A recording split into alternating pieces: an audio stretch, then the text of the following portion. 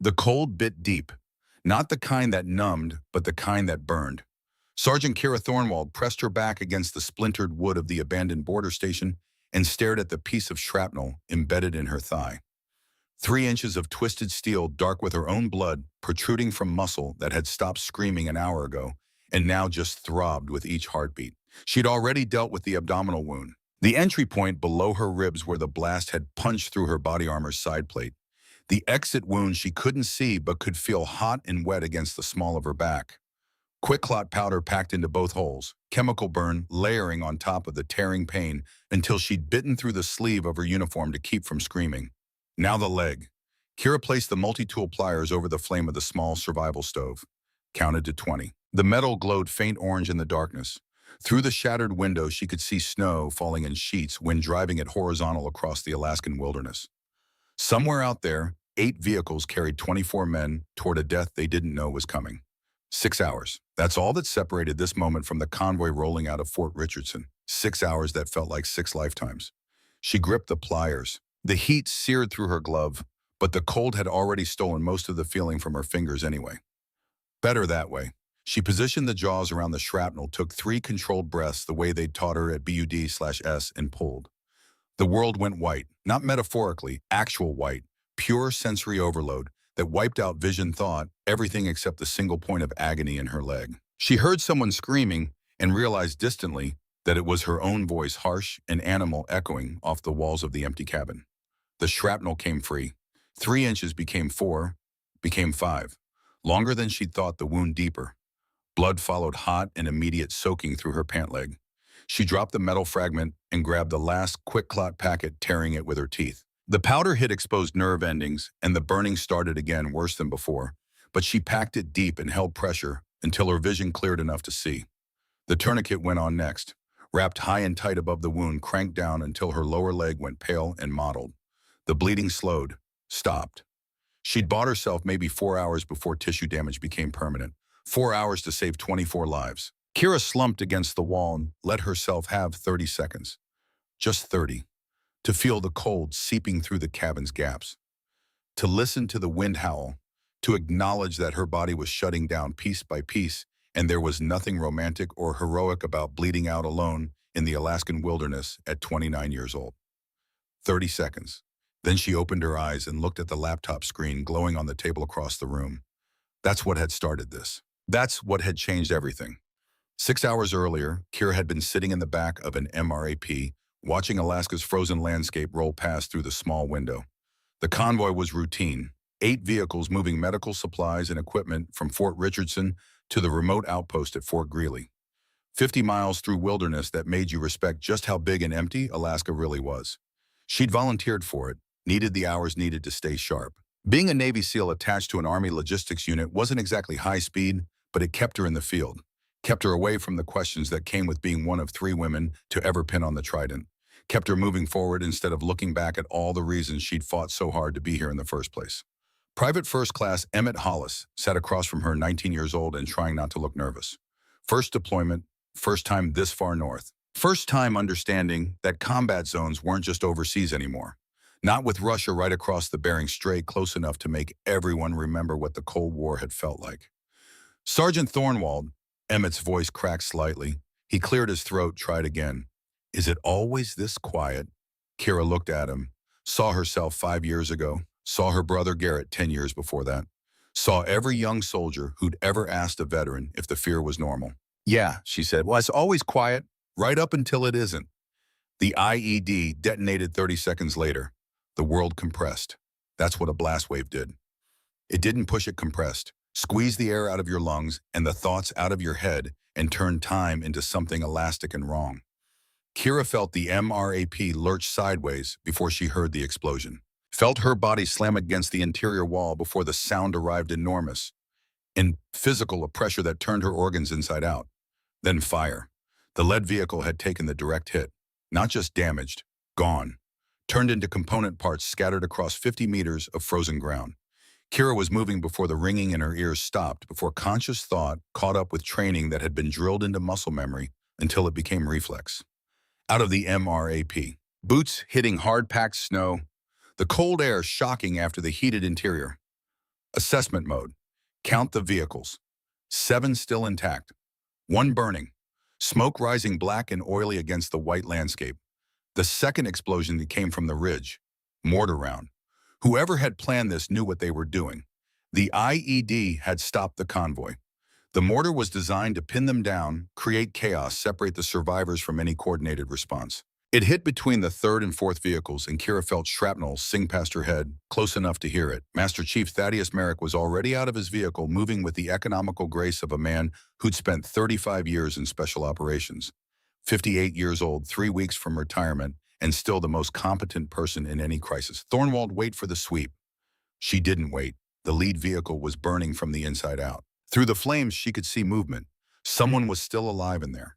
Someone who had maybe 60 seconds before the fire found the fuel tank. Kira ran low and fast. The heat hit her face like an oven door opening. Inside the twisted frame, she could see him. Emmett, still strapped into his seat uniform, smoking face black with soot. His eyes found hers through the flames, and she saw the terror there. 19 years old and burning alive. She didn't think. Grabbed the door frame where the window used to be and pulled. The metal was hot enough to sear through her gloves. She pulled anyway. The door frame bent, shrieked, gave way. Emmett fell into her arms, and she had him. Had his weight across her shoulders, was turning to run. The third explosion caught her halfway back to cover. She felt the impact in her bones before the pain arrived. A sensation like someone had driven a railroad spike through her abdomen. The shrapnel entered just below her ribs and tore through at an angle, missing her spine by inches, exiting through the meat of her outer thigh. She didn't fall, couldn't fall. Emmett was dead weight across her shoulders, and 40 meters was a lifetime measured in footsteps and willpower. Behind her, the ridge erupted with automatic weapons fire. A K pattern. She knew the sound. But this far north, this close to the Russian border. That changed the math, changed everything. Kira made it to the hasty triage point with Emmett still breathing. The medics tore him from her shoulders without a word, without eye contact, rushing him to the canvas tarp already stained red with blood from the first casualties. She stood there for a moment, swaying. The world had gone gray at the edges. Blood was running freely down her leg, pooling in her boot. She pressed a hand to her abdomen, and it came away slick and dark. Chief Medic Donovan Pierce looked up from the soldier he was working on. His eyes passed over her, cataloging, dismissing. "You're conscious," he said, not a question, a judgment. "I'm hit." Kira's voice sounded far away, like someone else was speaking. "Penetrating abdominal trauma. Need pressure." "And you're talking." Pierce cut her off. "That means you're not priority. Sit down over there and wait your turn." Specialist Bryn Caldwell, barely 26 and 3 months out of Fort Sam Houston, looked up from the tourniquet she was tying. Her eyes went wide when she saw the blood spreading across Kira's uniform. "Chief, she needs to get out of my way." Pierce's voice had the snap of command. "We've got soldiers dying here. Real casualties. Move her." 2 privates grabbed Kira under the arms, half-dragged, half-carried her behind the bulk of the MRAP, dropped her in the snow like a piece of gear, and disappeared back into the organized chaos of the triage point. She tried to stand. Her legs didn't respond. She tried to call out. Her voice broke into a cough that tasted like copper and salt. 30 feet away, Master Chief Merrick was being loaded onto a stretcher. Shrapnel in the arm and shoulder. Nothing that would kill him, but enough to ground him for evacuation. He saw her there, crumpled against the tire, and his face went hard. "That's a SEAL," he shouted at Pierce. "Treat her first." Captain Landon Voss stepped between them. 48 years old, Logistics Corps, a man who'd spent more time behind a desk than a rifle. "Gunny, we're loading critical only. She'll make the next bird." "There won't be a next bird," Merrick said. But Voss was already turning away, shouting into his radio about extraction windows and threat vectors. The helicopters came in low and fast. 2 Blackhawks rotor wash, kicking up a blizzard of snow and ice that turned the world white. Kira watched through the gap beneath the MRAP as stretchers were loaded one after another. Emmett went up, the kid she'd pulled from the fire. Merrick went up, still arguing, his voice lost in the thunder of the rotors. Soldiers with wounds less severe than hers went up. The last bird lifted with a sound like the world tearing in half. And then there was silence. Not the peaceful kind. The kind that pressed down on the chest and made the heart forget its rhythm. She was alone. The convoy had left. They'd taken everyone but her. Kira rolled onto her side and vomited into the snow, blood and bile and the remnants of morning coffee. When the spasm passed, she lay there listening. Distant gunfire, the closer sound of her own breathing. Fast, shallow. The kind of breathing that meant shock was coming and death wasn't far behind. Her dog tags had slipped free from her collar lying in the snow. The metal caught the pale light and there it was, stamped into the steel. The Navy SEAL Trident. Earned through Hell Week and 100 impossible evolutions. Earned through being told 1,000 times that women didn't belong, couldn't hack it would get someone killed. And now it lay there in the snow unseen by the men who'd left her behind because they hadn't bothered to look. The radio on Sergeant Wade Garrett's body crackled with static. Not the American Garrett. He was dead. 34 years old, married, 2 kids, face down in the snow with 3 bullets in his back. His radio still clipped to his vest, picking up transmissions. Kira couldn't reach it. Not yet. First, she had to deal with the fact that she was bleeding out in the Alaskan wilderness with no backup, no evac, and approximately 90 minutes before blood loss made the decision for her. She pressed both hands to her abdomen and pushed herself to her elbows, then to her knees, then with a sound that was half scream and half prayer to her feet. The world tilted sideways. She caught herself against the MRAP and held on until the horizon stopped spinning. When she could see clearly again, she looked down at herself. The wound in her abdomen was bad. The one in her thigh was worse. The bleeding needed to stop or nothing else mattered. 15 meters away, partially buried under the rubble of a collapsed supply crate, was a medical ruck. Someone had dropped it during the scramble. She could see the red cross on the canvas, faded but distinct. 15 meters might as well have been 15 miles. She took a step. Her leg buckled. She took another step. This time it held. The third step was easier. The fourth nearly killed her. By the time she reached the ruck, she was crawling, leaving a blood trail in the snow like a wounded animal dragging itself toward water. She grabbed the pack and pulled it close, fumbling with the straps with fingers that didn't want to work properly. Inside, quick clot packets, tourniquets, IV bags, morphine auto-injectors, a basic surgical kit that looked like it had been assembled in the 90s. It would have to be enough. She tore open her uniform blouse with shaking hands. The entry wound was a ragged hole just below her ribs, about the size of a quarter. The exit wound was somewhere behind her, and she couldn't see it, but she could feel it. A hot throbbing that radiated down her spine. The shrapnel had passed through cleanly. No fragments to remove, but a through and through that was bleeding from both sides. Kira grabbed a quick clot packet and tore it open with her teeth.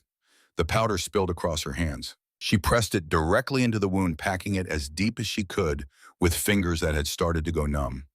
The chemical reaction began immediately. Burning, worse than the wound itself.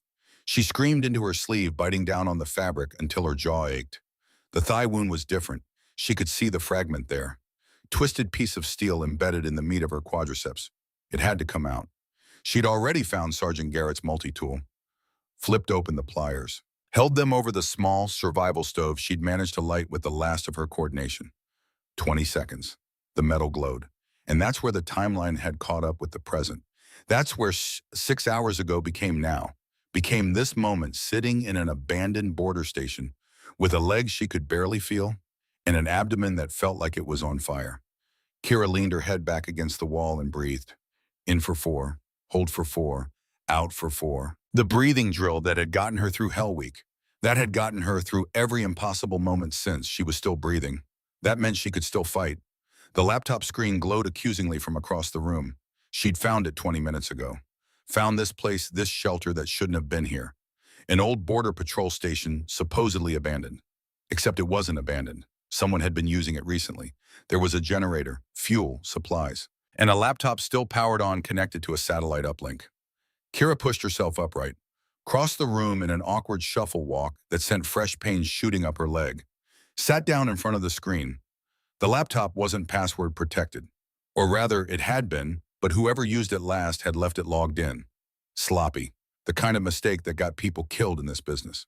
She opened the file directory, found folders labeled by date, opened the most recent. And there it was, a photograph. Captain Landon Voss shaking hands with a man in civilian clothes. Behind them, a briefcase sat open on a table. Inside, neatly banded stacks of cash that added up to more than Voss made in 5 years. The second file was a route map, their convoy's route, with 3 red X marks along the path. The ambush site was the first X. Kira clicked on the second X. A detailed topographical map opened. Route Scorpion, running parallel to Highway 7, threading through the mountains. Marked alongside it in smaller print, Minefield. Soviet-era P, MN2. Unknown density. Last swept 1998. That was 26 years ago. Mines didn't age out. They just waited.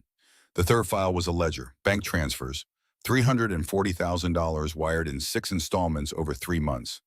The last transfer was dated 3 days ago. The memo line read, root compromise plus disposal. The fourth file was a target list. 7 names highlighted in red, 6 she didn't recognize. Supply sergeants, logistics officers, people who wouldn't be missed right away. The 7th name she knew by heart, Master Chief Thaddeus Merrick. Kira stared at the screen. The pieces assembled themselves with terrible clarity. Voss wasn't just corrupt. He was working with someone. Russians, judging by the sophistication of the operation, selling information, maybe more than information, selling access. And Merrick had discovered something, found discrepancies in supply manifests, started asking questions, started keeping records. 3 days ago, he'd sent a message to the Inspector General's office requesting a formal investigation. 3 days ago, Voss had received his final payment. The convoy wasn't just being redirected into a minefield. It was being systematically eliminated. Everyone who might have seen the evidence, everyone who might ask questions, including her. Kira opened the 5th file, felt her blood go cold. It was a communication log. Messages between Voss and someone identified only as V1 Thurman. She scrolled down, found yesterday's exchange. V1 female SEAL confirmed with convoy Voss affirmative. Thornwald Kira, attached to unit for transport. V1 acceptable losses. Voss all acceptable. Primary target is Merrick. Thornwald is secondary concern. If she survives primary strike, leave her. Exposure will finish the job.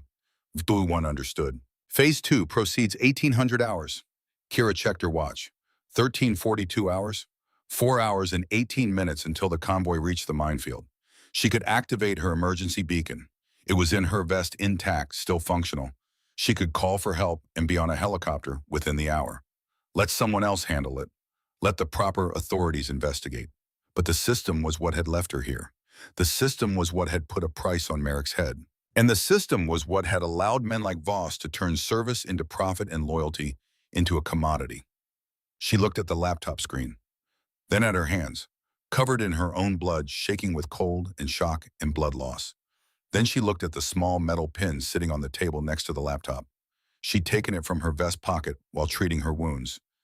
Force Recon pin, 4 generations old. Her great-grandfather had earned it in World War II. Her grandfather had carried it through Korea.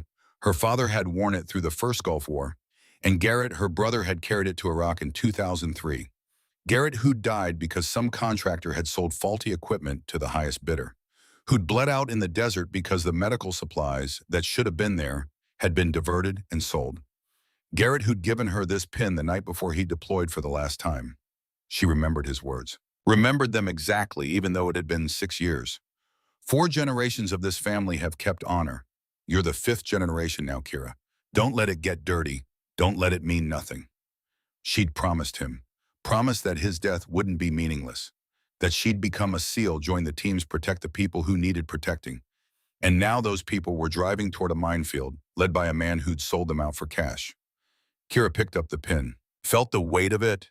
4 generations of service, 4 generations of sacrifice, 4 generations of doing the hard thing when it would have been easier to walk away. She thought about Emmett Hollis, 19 years old, still breathing because she'd pulled him from that fire. Thought about him sitting in one of those vehicles right now, probably scared, probably wondering if they were safe. She thought about Merrick, 3 weeks from retirement, 35 years of service, going to die in a minefield because he'd been honest enough to ask questions. She thought about the easy choice. Activate the beacon. Save herself. Let someone else handle it. Then she thought about what Garrett would do. Kira closed the laptop, slipped it into a waterproof bag along with the external hard drive she'd found connected to it. Evidence. Proof. Everything they'd need to burn Voss and whoever he was working with. She grabbed Garrett's rifle from where she'd propped it against the wall. Checked the magazine. 4 rounds left. Took his sidearm too. His spare magazines. The 3 grenades clipped to his vest. Not much, but more than she'd had 5 minutes ago. The abandoned border station had one more gift. In the corner covered with a tarp, she found an RPG launcher and 2 rockets. Soviet era, probably smuggled across the border years ago and cached here for whoever was running this operation. She strapped it to her back. Heavy, awkward, would slow her down even more. Didn't matter. The ridge overlooking Route Scorpion was visible from the station's north window, 8 kilometers across terrain that would be challenging for a healthy soldier. For someone bleeding internally with a tourniqueted leg, it was impossible, which meant it was exactly the kind of thing they'd trained her to do. Kira stuffed the tactical map into her cargo pocket along with the morphine injectors she'd been avoiding for later, when the pain got bad enough that dying seemed preferable to taking another step. She looked at the Force Recon pin one more time, then pinned it to her vest right above her heart. 4 generations, now 5. She opened the door and stepped into the Alaskan wilderness. The wind hit her immediately bitter and sharp. Temperature maybe 20 below before wind chill. The kind of cold that killed quietly and efficiently. 8 kilometers, 4 hours, 24 lives. Kira Thornwald started walking. Left foot forward, right foot forward. Breathe. Don't think about the blood. Don't think about the distance. Think about Emmett's face when she'd pulled him from the fire. Think about Merrick trying to get her on that helicopter. Think about the men in that convoy, good men who didn't know they were being led to slaughter by someone they trusted. She'd made it maybe 200 meters when the world started to tilt again, the blood loss catching up. She stopped, braced herself against a tree, and waited for the horizon to stabilize. It didn't. She kept walking anyway, because that's what 5 generations of warriors did. They kept walking. They kept fighting. They finished the mission, even when the mission was saving the people who decided you weren't worth saving. Even when every logical part of your brain was screaming that this was impossible. Even when the pain was so bad that dying seemed easier than taking another step. Kira thought about Garrett's last words to her.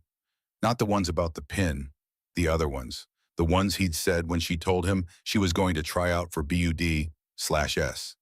They're going to tell you that you can't, that women don't belong, that you'll get someone killed and you're going to prove them wrong. Not because you're better than them, because you refuse to be anything less than what this pin represents. She touched the pin on her vest, felt the metal cold through her glove, refused to be anything less. The snow fell harder. The wind picked up. The cold worked its way deeper into her bones. Kira Thornwald kept walking. Behind her, the abandoned border station disappeared into the white. Ahead, the ridge waited. 8 kilometers of frozen hell between her and the only chance those 24 men had of surviving the next 4 hours. She'd crawled through worse during Hell Week, bled through worse during training, suffered through worse during the evolutions that had nearly broken her a dozen times. This was just one more impossible thing. And impossible was what SEALs did. Her leg buckled. She caught herself, kept moving. The tourniquet was doing its job, but the numbness was spreading. Soon she wouldn't be able to feel anything below the knee. Soon after that, the tissue damage would become permanent. 4 hours, maybe less. It would be enough. It had to be enough. Because somewhere ahead, 8 vehicles carried 24 men toward a death sentence. And the only person who knew, the only person who could stop it, was a woman who'd been left to die because she wasn't considered priority. They'd made a mistake, not in leaving her behind, in thinking that would stop her. Kira Thornwald had spent her entire life being underestimated, being told she couldn't, being dismissed and doubted and left behind. And every single time she'd proven them wrong. This would be no different. The ridge rose ahead of her, dark against the white sky, steep, unforgiving, exactly the kind of terrain that would break someone in her condition. She started climbing, one handhold at a time, one foothold at a time, one breath at a time. The way they'd taught her, the way Garrett had taught her, the way 4 generations of warriors had taught her. You don't quit, you don't give up, you don't leave your people behind, even when they've left you, especially then, because that's what the pin meant. That's what 5 generations of service meant. That's what honor meant when it wasn't just a word but a choice you made every single day. To be better than the worst thing that's been done to you. To save the people who wouldn't save you. To keep walking when walking seems impossible. Kira reached for the next handhold. Her fingers found purchase. She pulled herself up and kept climbing. The climb took everything she had and then demanded more. 8 kilometers across Alaska wilderness in winter wasn't a distance. It was a negotiation with death, conducted 1 meter at a time, paid for in blood and willpower. Kira had covered maybe half that distance when she heard the engines. Not friendly, too aggressive. The sound of vehicles being pushed hard over rough terrain, closing fast from the direction of the ambush site. She dropped flat behind a cluster of rocks and waited. Her legs screamed protest at the sudden movement. The tourniquet had been on for nearly 2 hours now. Below the knee, her foot had gone from numb to completely absent. She couldn't feel it anymore. Couldn't be sure it was still there without looking. Later. Deal with it later. Three technical trucks roared past on the old service road below her position. Each truck carried 4 men in matching tactical gear. Not military, not the random militia gear you saw in conflict zones. This was professional equipment, matching rifles, coordinated movements, the kind of precision that came from training and money. Wagner Group had to be the private military company that worked for whoever paid the most. Usually Russians, sometimes worse than Russians. Kira watched through a gap in the rocks as the truck slowed. One of them stopped directly below her position, maybe 60 meters down the slope. A man stood up in the bed, scanning the terrain with high-powered binoculars. She went absolutely still. Didn't breathe, didn't blink, became stone. He was good. She could tell by the way he worked the terrain, methodically overlapping his search pattern, checking the same ground from different angles. Not some hired thug playing soldier. This was someone who'd done this before, done it well enough to survive. The binoculars swept past her position, came back, held. Kira felt his attention like a physical weight. At this distance against stone, nearly the same color as her blood-stained uniform, she should have been invisible. Should have been just another shadow on the ridge, but he was looking right at her. 90 seconds, that's how long he stared. 90 seconds where her hand moved incrementally toward the pistol on her hip, where she calculated angles and distances and the math of one injured SEAL against 12 professional soldiers. The math was bad. He lowered the binoculars, said something to the driver. The truck started moving again. Kira waited until all three vehicles had disappeared around the bend before she allowed herself to breathe. The air burned going in. Her hands were shaking. Not from fear, from hypothermia. Her core temperature was dropping.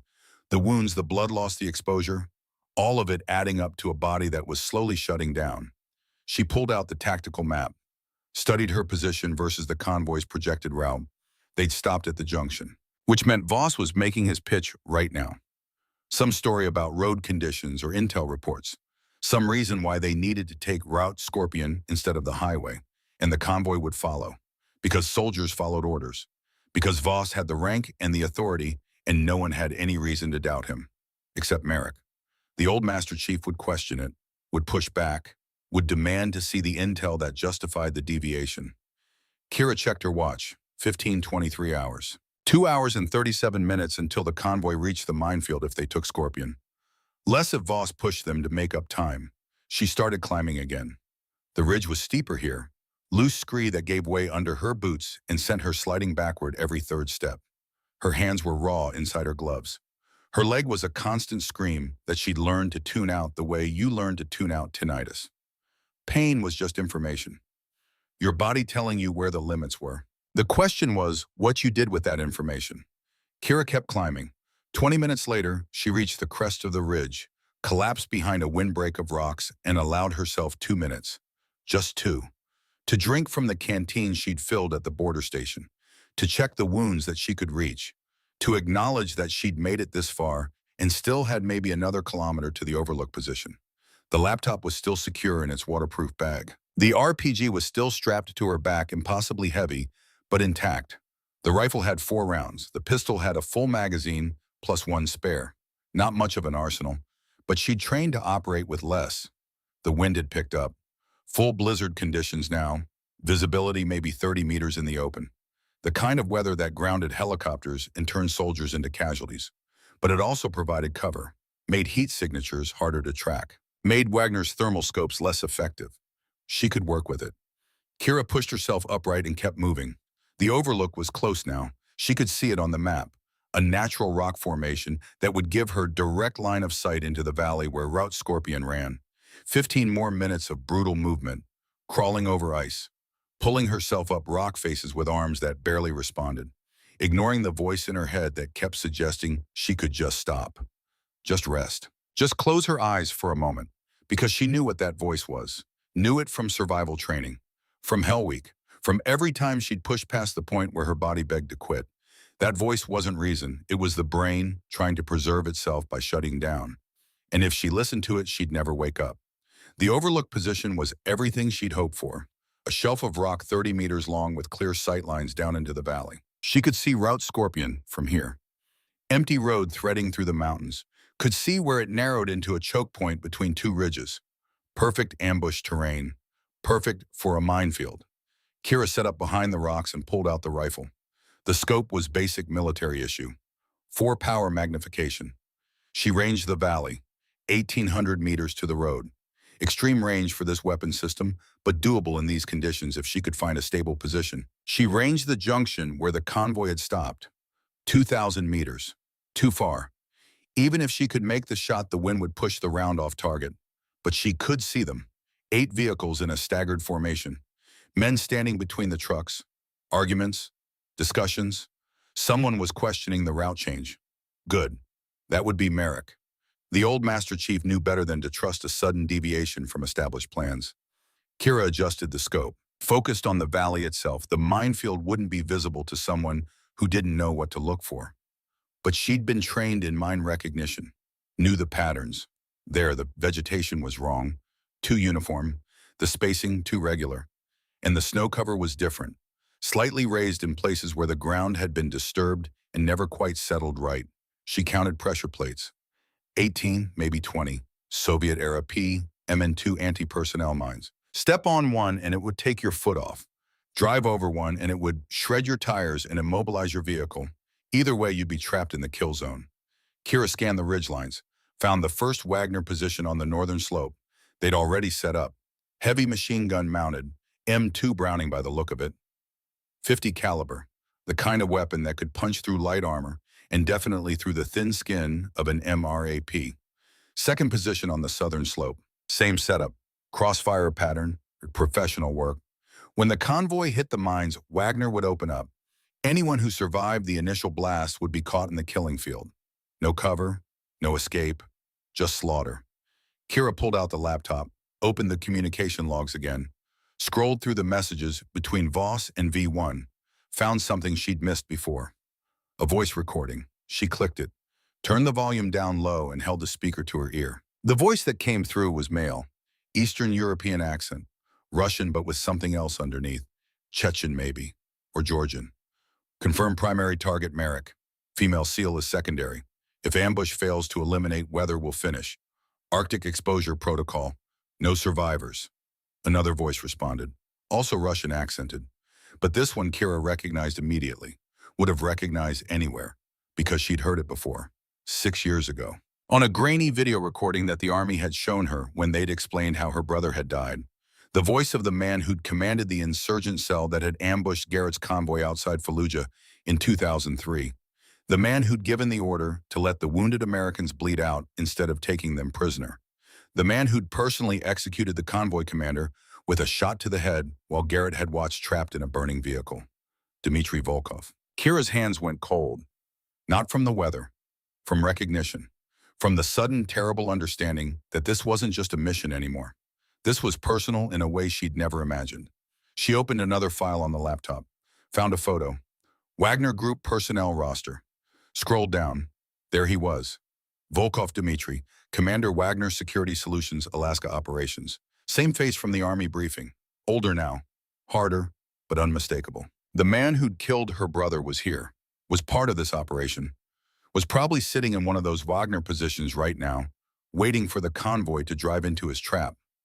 Kira lowered the laptop, stared at the valley below, at the minefield that Volkov had almost certainly helped plan, at the kill zone that would claim 24 more lives the same way it had claimed Garrett's. Her hand found the Force Recon pin on her vest, touched the metal, felt the weight of it. 4 generations of warriors. 4 generations of doing the right thing even when the right thing was hard. Garrett's voice in her memory, don't let it get dirty. Don't let it mean nothing. She could kill Volkov. Had the range. Had the angle. One shot and the man who'd murdered her brother would be dead. Justice. Revenge. Call it whatever you wanted. He deserved it. But if she took that shot now, she'd give away her position. Wagner would know someone was up here, would go to ground. And the convoy would still drive into the minefield because Kira wouldn't be able to stop them with Wagner hunting her. The math was clear. Take the personal revenge or save 24 lives. Not much of a choice when you put it like that. Kira checked her watch again. 16:47 hours, 73 minutes until the convoy reached the minefield. The convoy was moving. She could see them through the scope. 8 vehicles turning onto Route Scorpion, following Voss toward the valley. Toward the mines, toward Volkov's crossfire. She had maybe 40 minutes before they reached the kill zone. 40 minutes to figure out how to stop this, how to save them, how to finish what Garrett had started when he'd stood up to corruption and paid for it with his life. Kira picked up the RPG, checked the rockets. 2 shots, that's all she had. Wagner had 3 positions, 2 on the ridges with heavy weapons, 1 mobile unit somewhere in the valley for cleanup. 2 shots, 3 targets. The mobile unit didn't matter. If she could take out the heavy weapons, the convoy would have a chance, could retreat, could call for real support, but she'd have to time it perfectly. Wait until the convoy was close enough that her warning would matter, far enough that they could stop before hitting the mines, and she'd have to survive whatever Wagner threw at her afterward. Kira ranged the northern Wagner position again. 1,200 meters, long shot for an RPG. But the terrain gave her the angle. High ground, gravity assist, target below. She could make it work, had to make it work, because 40 minutes from now, 8 vehicles carrying 24 men would drive into a minefield. And the only person who could stop it was a woman bleeding out on a mountain with 2 rockets and a choice to make. Save them all, or kill the man who murdered her brother. Duty or revenge, honor or justice. The kind of choice that defined who you were when nobody was watching and there was no reward for doing the right thing except knowing you'd done it. Kira looked at the Force Recon pin one more time. Then she raised the rifle and sighted on the convoy. Captain Voss was in the second vehicle. She could see him clearly through the scope. Relaxed, confident, checking his watch, probably counting down the minutes until his problem solved itself. She could take the shot. 1,400 meters. Extreme range, but the conditions were good. Clear the scope, stable position, minimal wind at this angle. 1 round, center mass, Voss dead, conspiracy over. The convoy would stop, someone else would take command. They'd probably turn around, call for orders, void the minefield entirely through sheer bureaucratic caution. Problem solved, mission accomplished. All it would cost was the line between warrior and executioner. Between doing the right thing and doing the easy thing. Kira's finger found the trigger. 2 pounds of pressure and Voss's problems would be over. So would hers. She thought about Emmett Hollis, 19 years old, sitting in one of those vehicles, probably scared, probably wondering if they were safe after the ambush. She thought about what would happen if she took the shot. If the bullet went through Voss and into whoever was sitting behind him. If the convoy panicked and one of the vehicles swerved into the mines trying to take cover. She thought about Garrett, about what he would do, and she took her finger off the trigger. Not yet. There had to be another way. Had to be a way to stop this without becoming what Voss was, without crossing the line that separated justice from murder. The convoy was 300 meters from the minefield entrance now. Kira could see it clearly. The first pressure plate would be right where the road curved left around a boulder cluster. She pulled out the radio she'd taken from Sergeant Garrett's body, the American Garrett, tuned it to the convoy frequency, tried to transmit. Static. They were still jamming the frequencies, but Kira was close enough now that brute force might punch through. She keyed the mic, put everything she had into the transmission. Convoy Bravo 2, this is Thornwald. Urgent. Stop all forward movement. Repeat, stop now. Static. Then a voice. Young, shocked. Thornwald, oh my God, you're alive. Specialist Bryn Caldwell. The medic who'd hesitated. Kira didn't have time for emotion. Route Scorpion is mined. Repeat, you are approaching an active minefield. Stop all vehicles immediately. Voss's voice cut in, sharp, authoritative. Unverified transmission. Disregard. All units continue movement. Voss, check your map. Merrick's voice, strained but clear. Grid coordinates Tango Foxtrot 79er. Soviet PMN-2 field in place 1998. Never cleared. Why isn't this on our operational maps? Silence. Kira could imagine Voss's face, the calculations happening behind his eyes. Because it was cleared, Voss said finally. Intel verified 3 months ago. Thornwald is delirious from blood loss. Ignore her. Sir, I'm looking at a Soviet Army tactical map from 1998. Those coordinates are marked as active mines. PMN-2S, just like Thornwald said. Now, why the hell are we driving toward a minefield that's not on our current maps? The radio went quiet. Through the scope, Kira could see Voss in his vehicle. Could see him reaching for something. Could see the moment when he made his decision. When a man runs out of options and decides that if he can't win, nobody can. Voss stepped out of his vehicle, pistol in hand, walking toward Merrick's truck with the cold purpose of someone who'd already committed to the next step. Kira's radio crackled. Merrick's voice. All units, I'm relieving Captain Voss of command effective immediately. Medical concerns. Everyone halt and prepare to. A gunshot cut through the transmission. Then another. Then screaming. Then silence. Through the scope, Kira saw chaos erupt. Soldiers jumping from vehicles, weapons up, but not aiming outward, aiming at each other, because Voss hadn't been working alone. The three Wagner operatives embedded in the convoy from the start were making their move. Weapons drawn, forcing the drivers forward at gunpoint. Bryn's voice came back on the radio, shaking with fear. Thornwald, Voss just shot Master Chief Merrick. He's got 3 contractors with him. They're holding the drivers. They're forcing us forward into the minefield. Kira watched through the scope as Voss's vehicle pushed forward, nudging the lead vehicle from behind. The soldiers had weapons but couldn't use them. Not in this formation. Not with friendlies in the line of fire. Voss knew that, was counting on it, had gone from covert operation to overt hostage situation in 30 seconds. And now he was betting that nobody would shoot through their own people to stop him. He was probably right, which meant Kira had maybe 90 seconds before the lead vehicle crossed into the minefield, triggered the first mine, created enough chaos for Wagner to finish the job. She swung the RPG onto her shoulder, sighted the northern Wagner position. 1,200 meters, uphill shot, wind pushing left to right, calculated the lead, the drop, the timing, and fired. The backblast kicked up a storm of snow behind her position. The round streaked downrange. 2 seconds of flight time. 2 seconds where everyone in that valley would be trying to figure out where the shot came from. Impact. The Wagner position erupted. The truck exploded in a fireball that sent debris spinning into the air and bodies tumbling across the rocks. The heavy machine gun went silent, permanently. Kira didn't wait to admire the shot, was already loading the second round, already swinging toward the southern position. But Wagner wasn't stupid. The southern position was moving, trying to relocate, trying to get out of her line of fire. She led the target, calculated the intercept, fired. This shot was harder. Moving target, longer range. Her position compromised. The round went wide by 3 meters, detonated against the rocks behind the truck, close enough to get their attention, not close enough to stop them. The southern position went to ground, taking cover, but also unable to engage effectively. Good enough. Through the scope, Kira saw the convoy had stopped. Emergency halt exactly 50 meters from the minefield entrance.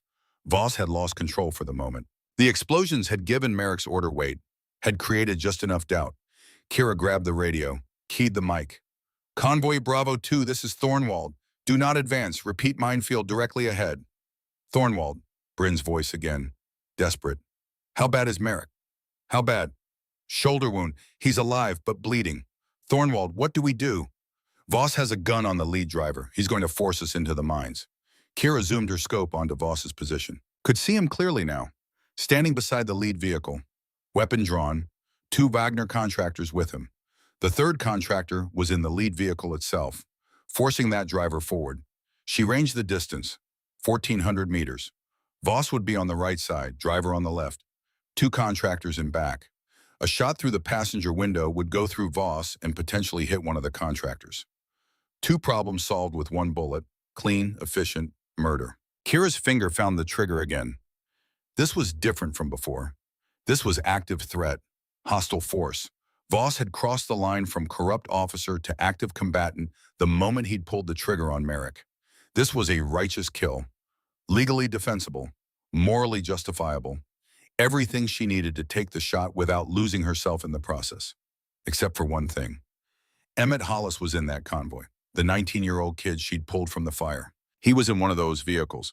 And when the shooting started, when the contractors opened fire, when the chaos reached its peak, that kid would be caught in the crossfire.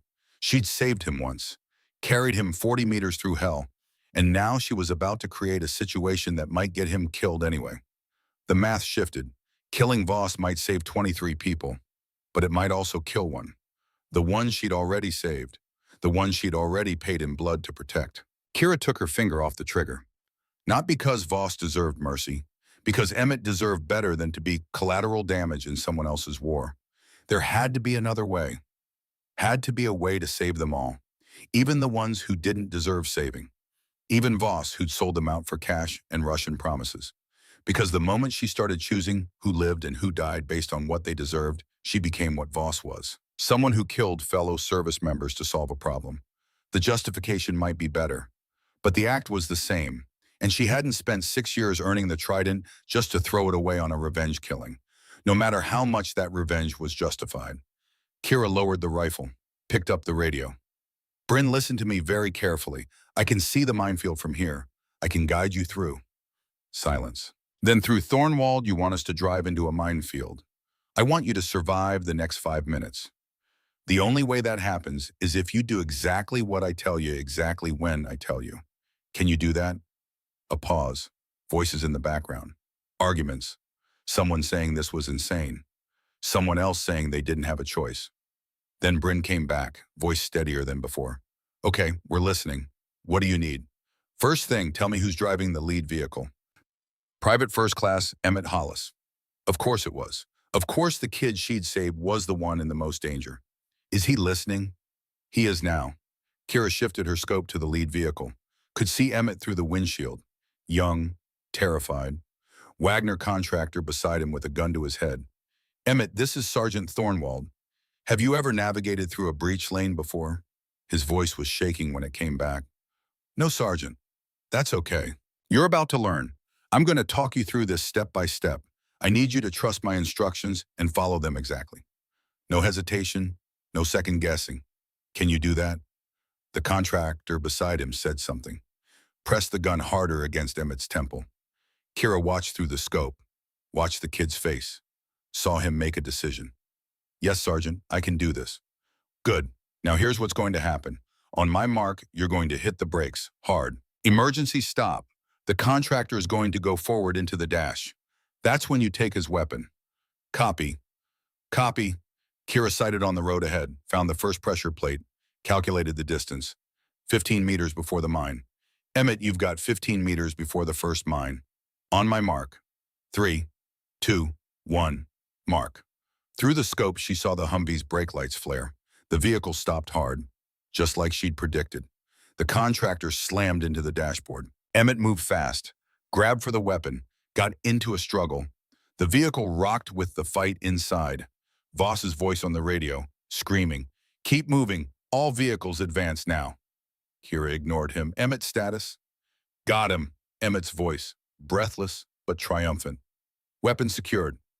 Outstanding. Now listen carefully. I'm going to guide you around the first mine. When I say go, you're going to steer hard, right? 30 degrees. Hold that angle for exactly 2 meters. Then straighten out. Ready. Ready. Go. The Humvee moved right, slow, controlled.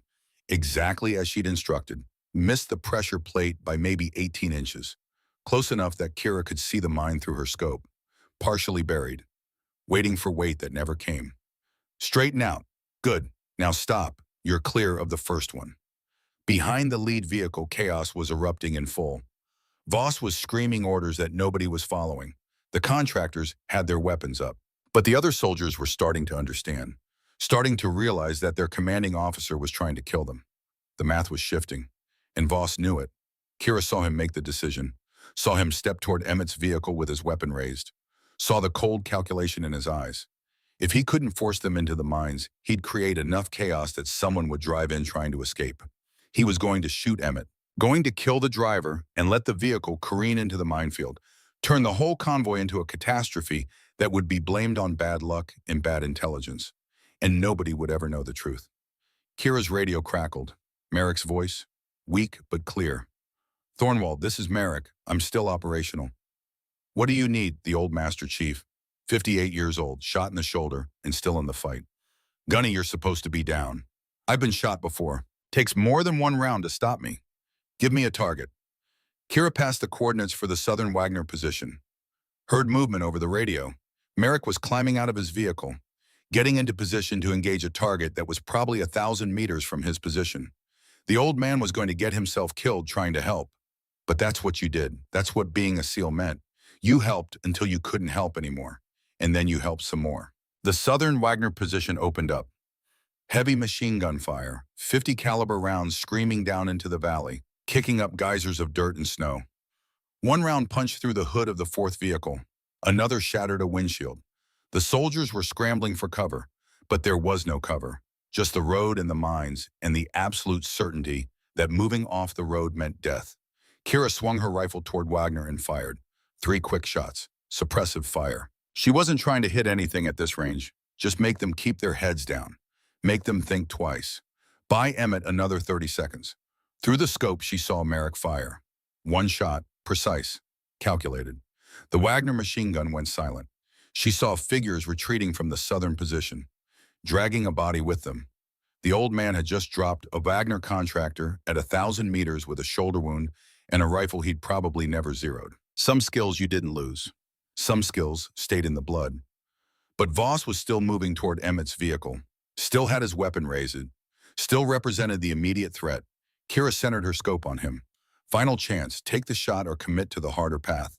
She thought about Garrett, about the Force Recon pin on her vest, about 5 generations of warriors who'd chosen honor over expedience.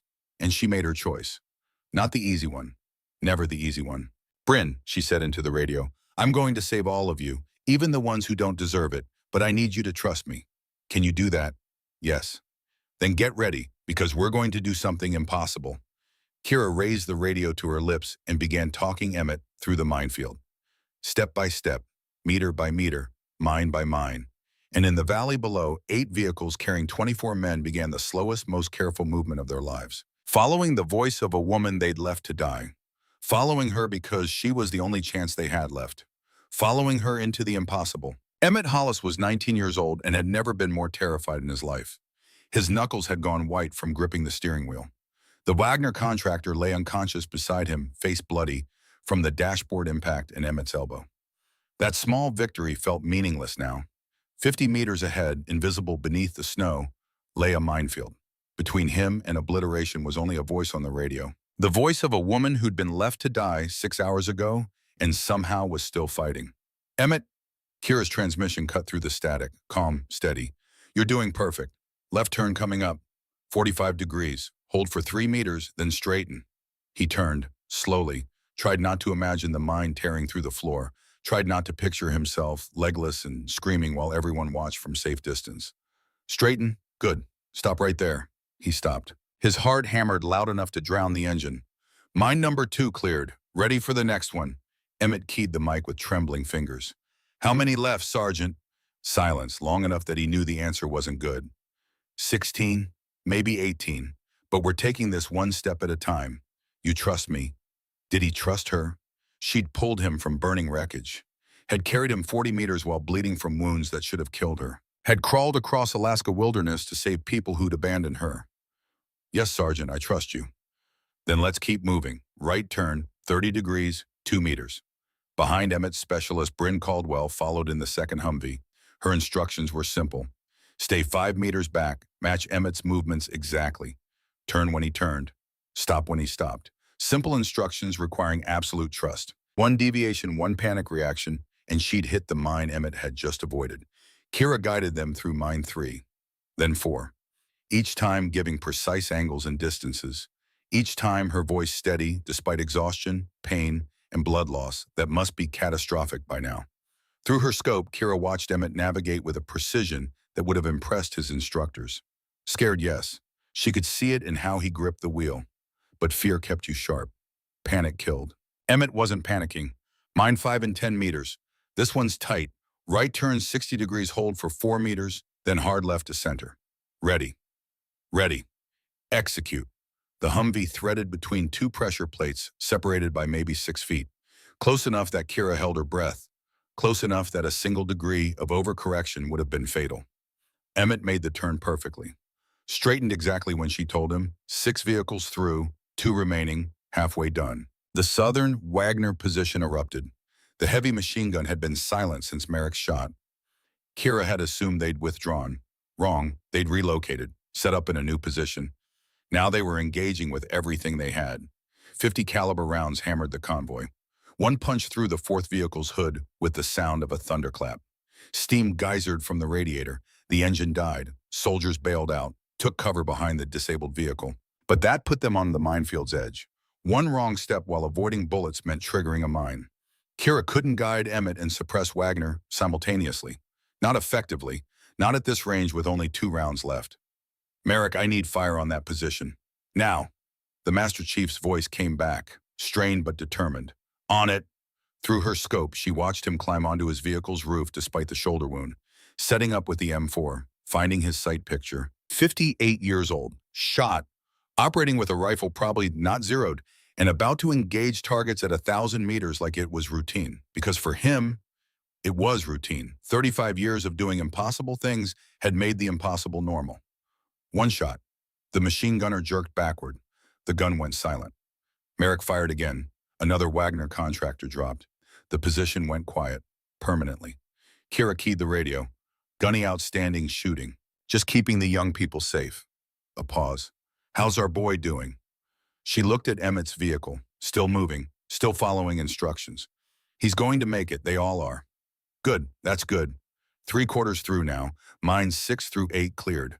But 20 minutes had passed. 20 minutes of inch-by-inch progress while Wagner regrouped and Voss calculated his next move. Through the scope, Kira watched Voss, standing beside his vehicle, weapon in hand, watching his plan disintegrate 1 meter at a time. She saw the moment he decided to force the issue. He started walking toward Emmett's vehicle, deliberate, no longer pretending. 2 Wagner contractors followed, creating a triangle formation. Professional, coordinated. Final play. Bryn, Kira's voice sharpened. Voss is moving on Emmett. What's happening? He's got his weapon drawn, 20 meters from Emmett's vehicle. Thornwald, he's going to kill him. Kira centered her scope on Voss, 1,400 meters. Clear shot. She had 2 rounds left. Could end this right now, but Emmett was in the potential line of fire, and the 2 Wagner contractors had weapons up. If she fired, they'd fire. In the chaos, someone would die. Maybe multiple people. Kill one or save all. Same math as before. She thought about Garrett, about their last conversation before he deployed, standing outside the recruiting station where she'd signed papers for the Navy. Garrett had been proud but worried. You're going to face situations where easy and right aren't the same thing, where killing someone solves the immediate problem but costs you something you can't get back. She'd been 23, naive. Like what? Like your soul, like the person you are when you look in the mirror. He'd touched the Force Recon pin on his uniform. 4 generations wore this because they were warriors with honor, not killers with justification. There's a difference. That difference is everything. Kira lowered her aim from center mass to hip level. If she had to shoot, she'd disable, not kill. There was still a line she wouldn't cross. Still a difference between warrior and executioner that mattered even when nobody would blame her for crossing it.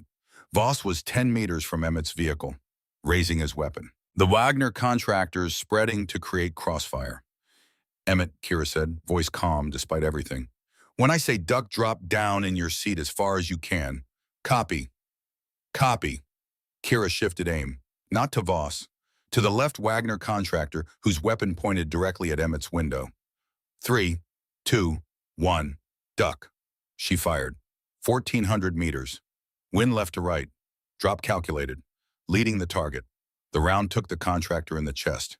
He went down hard. 1 round left. The second contractor swung his weapon toward Emmett's vehicle. Kira was working the bolt, chambering her last round. The shot came from the valley. Merrick's M4 barking once. The second contractor dropped. Voss stood alone, weapon still raised, looking at the 2 bodies, at the convoy that had stopped following his orders, at the plan that had completely disintegrated. He could still shoot Emmett, could still create chaos, could still try to salvage something. Kira sighted on him. Hip shot, disable, not kill, keep him alive for interrogation, for trial, for justice instead of revenge.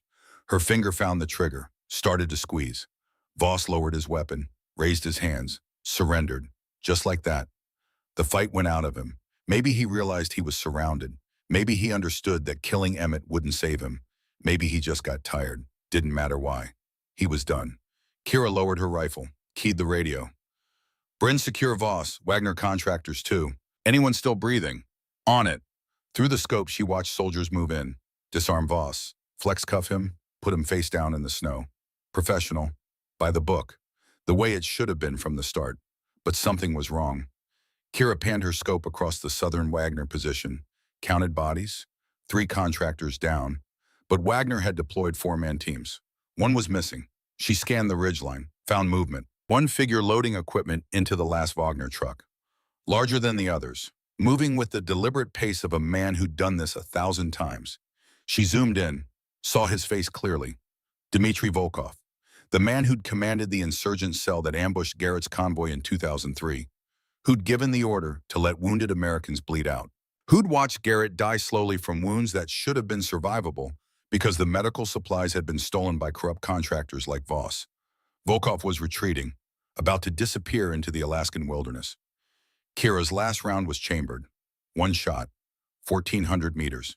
Difficult, but not impossible. Revenge, right there. All she had to do was squeeze.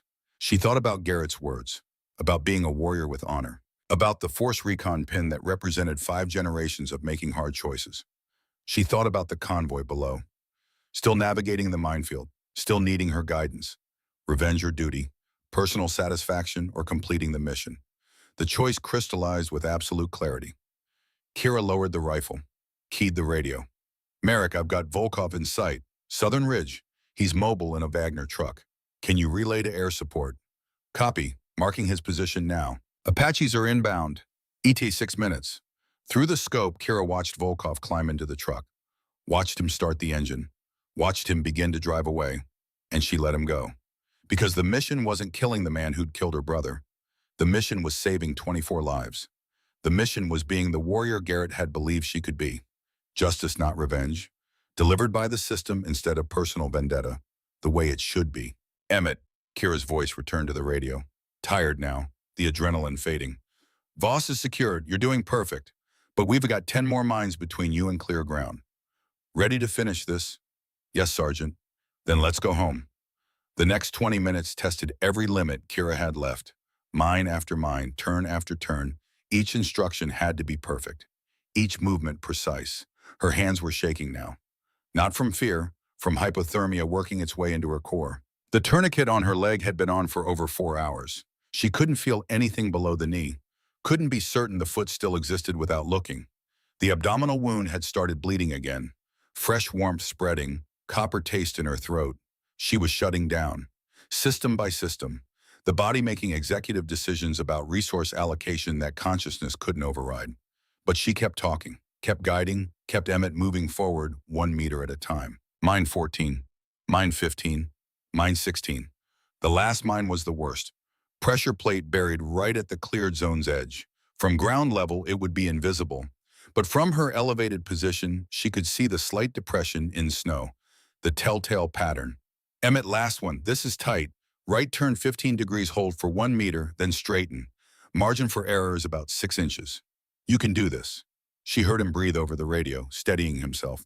15 degrees, 1 meter. Copy. Execute. The Humvee turned. Kira watched through the scope. The right front tire passed within 6 inches of the pressure plate. Close enough to see the mine clearly. Close enough that one wrong twitch would have ended everything. Emmett's hands were steady, his execution perfect. The tire cleared, the vehicle straightened, rolled onto clear ground. Emmett, you're clear. Stop and wait for the others. His voice came back, shaking with relief. We made it. Oh God, Sergeant, we made it. You made it. Now help guide the others through. Bryn, you're up. Follow Emmett's tire tracks exactly. Copy. One by one, the remaining vehicles followed, each navigating the path Emmett had blazed, each making it because Kira talked them through, because she refused to let them fail. The disabled vehicle got abandoned. The soldiers climbed into other trucks. Nobody was getting left behind this time. When the last vehicle rolled onto clear ground, celebration erupted through the radio, cheering, crying, the sound of people who'd survived the impossible and couldn't quite believe it. 24 men, all alive, all safe, because she'd refused to give up on them, because she'd chosen the hard path, because 5 generations of warriors had taught her that honor mattered more than expedience. 6 minutes after Volkov had disappeared from view, Kira heard the Apaches engage. The distant sound of 30-millimeter cannons, Hellfire missiles, explosions rolling across the southern ridge. Through her scope, she saw smoke rising, justice delivered, not by her hand but by the system she'd chosen to trust. Kira set down the rifle, slumped back against the rocks, let herself have 30 seconds to feel what she'd accomplished, to know Garrett would have been proud. Then she reached for the emergency beacon on her vest, activated it. The signal would reach every military asset in the region. Helicopters would come, Medevac, extraction. She pulled out the laptop, sent everything to Colonel Hendricks at Fort Richardson. Files, evidence, bank transfers, communication logs, everything they'd need to burn Voss's network to the ground. Mission complete. Promise kept. Her vision was tunneling, gray creeping from the edges, blood loss finally catching reality. Shock, hypothermia, probably multiple organ failure starting. Maybe 15 minutes left. The rotor sound reached her before she saw them. Two Blackhawks coming low over the ridge. The cavalry. Finally. Kira tried to stand, made it to her knees before her leg gave out completely. She collapsed forward into the snow. Couldn't get up again. Didn't matter. They'd seen the beacon. They'd find her. Boots hit the ground nearby, running, voices shouting, hands on her shoulders turning her over. A medic's face swimming into view. Jesus Christ. Ma'am, can you hear me? She managed a nod, tried to speak. Nothing came but a rasp. Don't talk. Save your energy. How the hell are you still alive? Kira smiled, or tried to. Couldn't tell if her face was responding. Seal, she whispered. Barely audible. Don't leave anyone. Darkness took her. 3 weeks later, she woke in Walter Reed Medical Center. White ceiling tiles. IV lines in both arms. Colonel Sarah Hendricks reading a file beside the bed. The colonel looked up when Kira's eyes opened, set down the file, leaned forward. Welcome back, Sergeant Thornwald. You gave us quite a scare. Kira's throat was dry, voice cracked. The convoy. All 24 made it. You saved them all. Hendricks paused. You were clinically dead twice during surgery. Core temperature was 89 degrees when they brought you in. Tissue damage to your leg was severe. You lost 4 pints of blood. By every metric, you should be dead. But I'm not. No, you're not. Hendricks opened the file. Captain Voss is in custody. Talking, trying to cut a deal. She pulled out a photograph, showed Kira. An organizational chart, 17 faces, 17 names, 17 positions across 3 military branches and 2 intelligence agencies. This is what Voss gave up. Every single one feeding information to Russian GRU. We arrested all 17 in simultaneous raids 48 hours ago. Not one escaped. Kira stared at the chart, saw colonels, majors, positions with access to nuclear codes, troop movements, everything. If you'd killed Voss in that valley, we might have gotten 3 or 4 through forensic analysis. The rest would have scattered, continued operating, continued selling us out. Hendricks met her eyes. Your decision to wound instead of kill, to capture instead of execute. That decision just saved hundreds of lives we'll never count. Operations that won't be compromised. Secrets that won't be sold. Soldiers who won't walk into ambushes because someone sold their position. She closed the folder. You didn't just save 24 lives, Thornwald. You exposed an espionage network that was actively selling information about our nuclear assets. The damage they could have done is incalculable. Kira processed that, thought about how close she'd come to just taking the shot, ending it quick. What about Volkov? The Wagner commander Apaches caught him 15 miles from the border. Tried to run, didn't make it. Hendricks paused. I understand he was connected to your brother's death. He gave the order, watched Garrett bleed out. Then justice was served, not by revenge, by the system you chose to trust. Hendricks stood. Chief Medic Pierce has been relieved. Court-martial pending. His decision to deny you treatment violated every protocol. Over the following days, visitors came. Bryn Caldwell brought Kira's uniform. Cleaned, repaired. The seal trident polished until it gleamed. She cried, apologized for not fighting harder. Kira told her what she'd told herself, that Bryn had done right when it mattered, that she'd trusted the voice on the radio, that she'd helped guide everyone through. Jake says he's applying to BUD/S, Bryn said. Says if you can save lives while bleeding out, he should at least learn to save them in a hospital. Kira smiled. Tell him good. We need more like him. Master Chief Merrick came last, walked in with his arm in a sling, pulled up a chair with a grunt. How's the shoulder, Gunny? Had worse. He reached into his pocket, pulled out something small, set it on the table beside her bed. A Force Recon pin. Old. Tarnished. Unmistakable. My instructor gave me this in 1972. Told me to pass it to someone who embodied what it meant to be a warrior. Not just skills. Heart. He picked it up, placed it in her hand, closed her fingers around it. You earned this, Thornwald. You earned it by being better than us, by choosing to save people who'd chosen to abandon you. That's not just being a warrior. That's being a leader. Kira looked at the pin, felt its weight, its history. I can't take this. Yes, you can, because that's how we honor them. Not by leaving trinkets on graves, by living up to the standards they set. He leaned forward. Promise me something. What? Promise you'll keep being exactly who you are. The Navy is changing, slowly, but it needs people like you to show what the future looks like. Women who don't just meet the standard but exceed it. You did that. Now promise you'll keep doing it. I promise. The medal ceremony happened a week later. Admiral Harrington presented the Navy Cross personally. The citation was read while Kira sat in a wheelchair uniform, perfect pins gleaming. The entire convoy attended, all 24, standing at attention. When the medal was pinned to her chest, they erupted in applause that echoed through the corridor. 6 months of physical therapy followed. Brutal, painful, progress measured in degrees and pounds.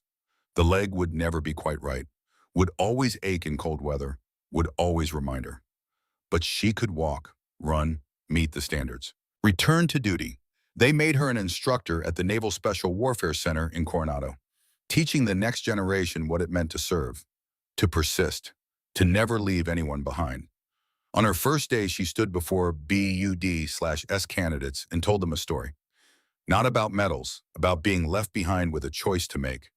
I could have activated my beacon, saved myself, let them drive into that minefield, could have taken the easy shot and killed the man who betrayed us.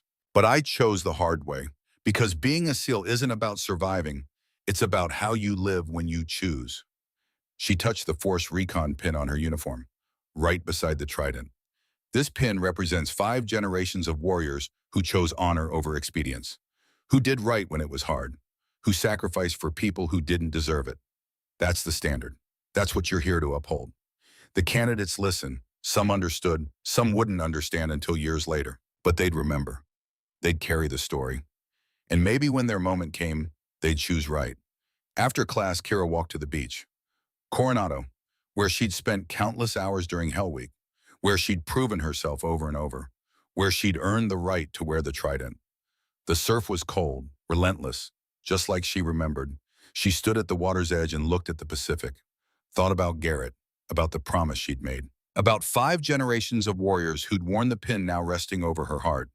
She'd kept the promise, honored the tradition, proven that being left behind didn't mean being defeated, proven that warriors were defined not by who abandoned them, but by who they refused to abandon. The sun was setting, orange and gold across the water, the type of sunset that reminded you why you fought, what you fought for. Kira touched the pin one more time, felt the weight of history, the responsibility of legacy. I kept the promise, Garrett, she said quietly. 5 generations, and I'll make sure there's a 6th and a 7th for as long as they need warriors who choose honor over everything else. A voice came from behind her, young, familiar. Sergeant Thornwald, she turned.